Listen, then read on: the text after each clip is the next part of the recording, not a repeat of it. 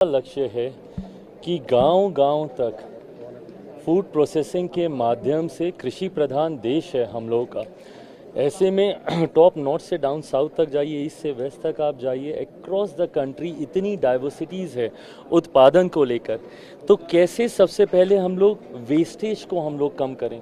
Perishable items हैं, vegetables हैं, fruits हैं, इन तमाम चीज़ों को अलग अलग माध्यम से, भले वो कोल्ड स्टोरेजेस के माध्यम से हो, रेडिएशंस के माध्यम से हो, कैसे हम लोग वेस्टेज को हम लोग एकदम मिनिमाइज़ कर सकें, वैल्यू एडिशन हम लोग कैसे कर सकें। मेरा हमेशा से मानना रहा है कि जहाँ पे उत्पादन हो रहा है, अगर वहीं पर ही अगर प्रोसेसिंग यूनिट्स हों, वहीं पर उसकी पैकेजिंग बेहतर हो जाए, उसको हम लोग मार्केट कर पाएँ, तो किसानों को स्वाभाविक है इसका ज़्यादा लाभ होगा। अगले 5 सालों में इसी दिशा में हम लोग का मंत्रालय कार्य करेगा।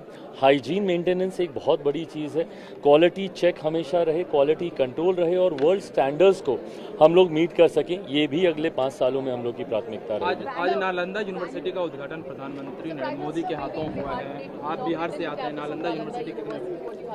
नहीं, बिल्कुल, और ये हम लोग के लिए बहुत खुशी की बात है कि प्रधानमंत्री जी ने, मैंने अभी अपने संबोधन में भी जिक्र किया, विरासत से विकास तक ज़रूरी है अपनी विरासत को भी संजो कर रखना। एक ऐसा दौर था जब नालंदा यूनिवर्सिटी पे पूरे दुनिया को गर्व होता था, सिर्फ देश से ही नहीं विदेश से भी लोग नालंदा यूनिवर्सिटी पढ़ने आते थे। पर आज जिस जर्जर हालत में ये यूनिवर्सिटी है, ये हम सब के लिए एक चिंता का विषय रहा है। एक ऐसी धरोहर जिसको संजो कर रखना ज़रूरी है। ऐसे में मुझे लगता है कि प्रधानमंत्री जी की इस सोच का जितनी तारीफ की जाए उतनी कम है।